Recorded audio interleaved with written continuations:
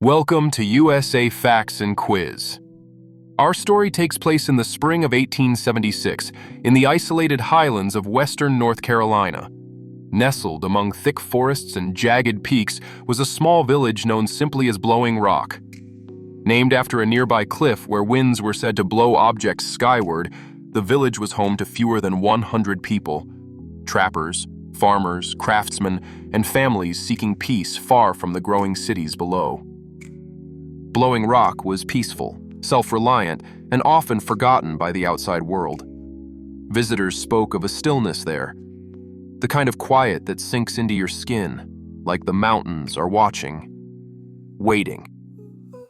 Then, on a foggy March morning in 1876, a mail carrier named Thomas McCrae rode into town, several days behind schedule due to heavy snow.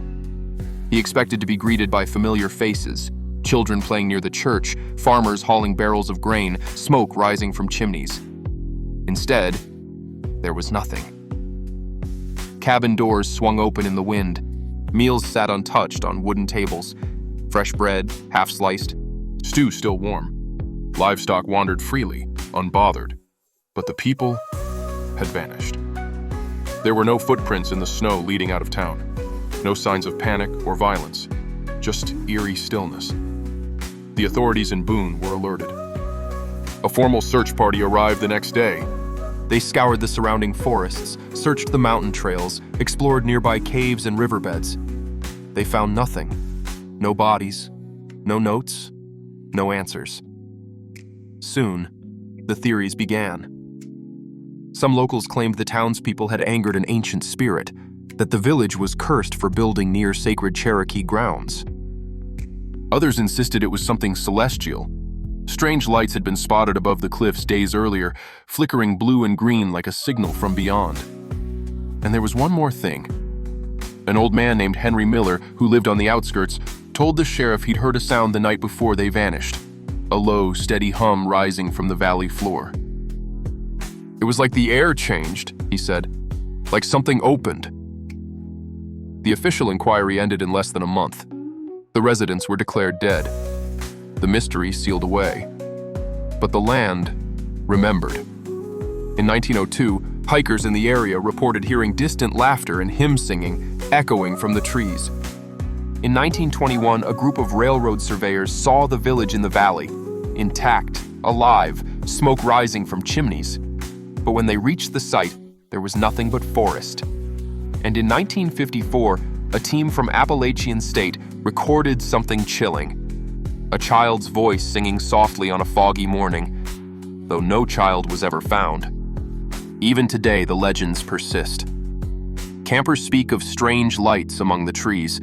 Trail cameras capture fleeting shadows. Locals refuse to walk the forest after dusk. One hiker, in 1998, claimed he followed the sound of a bell and saw a full village through the fog, only for it to vanish when he stepped forward. In 2017, a drone operator filming the ridge caught 6 seconds of video showing rooftops beneath the mist, in an area where no buildings exist. Geologists have confirmed that the terrain around Blowing Rock has magnetic anomalies, unexplained disruptions in compass readings, and electromagnetic fields. Some theorize that these disturbances could create hallucinations or portals of some kind. Others think the entire community was somehow shifted into another dimension or out of time entirely. Skeptics laugh it off, but not the locals. They say the mountain took the village, and on certain mornings it tries to give it back, but only for a moment. So if you ever find yourself hiking the Blue Ridge Parkway near Blowing Rock and the fog rolls in thick, be still. Listen. If you hear laughter, footsteps, or see the outline of a village that shouldn't be there, walk away. For the stories say, if you step into that place, even for just 1 second, you may not come back.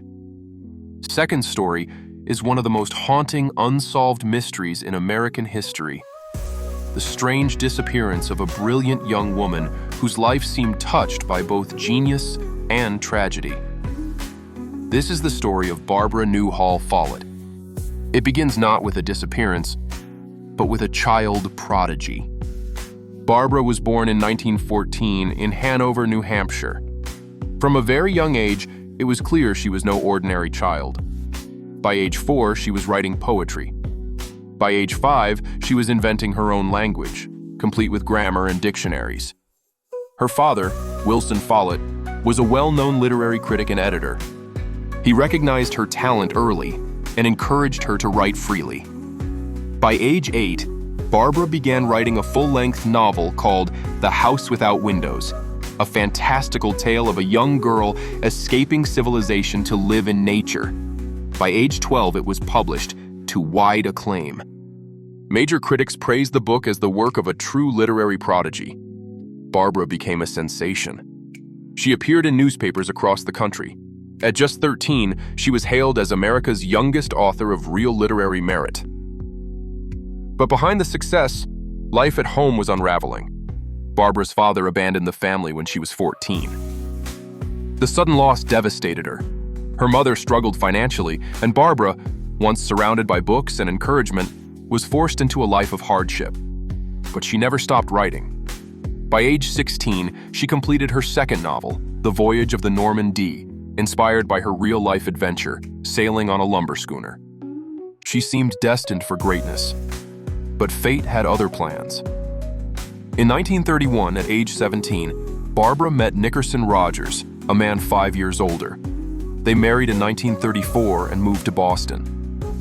At first, things seemed happy. Barbara wrote constantly. She dreamed of traveling the world with Nick. But cracks soon appeared. Nick became distant, and Barbara felt isolated. In December 1939, just before Christmas, Barbara left their apartment after an argument. She had about $30, her notebook, and a small suitcase. She was never seen again. At first, no one panicked. Barbara had always been independent. It wasn't unusual for her to take long walks or solo trips, but days turned to weeks. Her mother grew frantic. She contacted Nick, who claimed Barbara had likely run off and would return. But she didn't. 2 weeks passed, then a month, then 2. It wasn't until 4 months later that Nick finally reported Barbara missing to the police. Why the delay? No one knows. Police investigated, but there were no leads. No witnesses, no evidence of foul play. Barbara had simply vanished. The case faded from the headlines. But behind the scenes, Barbara's mother never stopped searching. She wrote to officials, private investigators, anyone who would listen. In a heartbreaking letter to the police, she wrote, "All that anyone cares about is that a brilliant young life has come to an end, without a trace, without a clue." Over the years, rumors swirled. Some believed Barbara had fallen victim to foul play, possibly by someone she trusted. Others believed she chose to disappear, driven by a need for freedom, or to escape an unhappy marriage. One theory suggested she may have changed her identity and started a new life, but no evidence ever surfaced. In 1966, decades after her disappearance, a cryptic letter arrived for her mother, postmarked from California. It contained no return address and only a few lines. "I am safe. I am happy. Please do not search." Was it truly from Barbara? Handwriting experts were inconclusive. No further contact was ever made. Barbara's fate remains a mystery. Today, her case is often cited as one of the most chilling literary disappearances in American history.